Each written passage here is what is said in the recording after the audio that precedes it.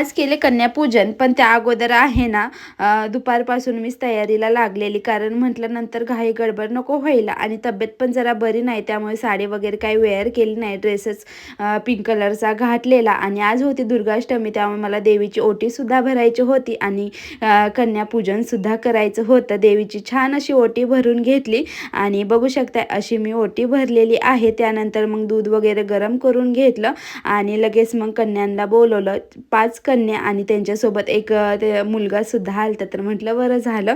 त्यानंतर कन्यापूजन आवरलं आणि मग भाजीपाला वगैरे नव्हता ते सुद्धा मागवला.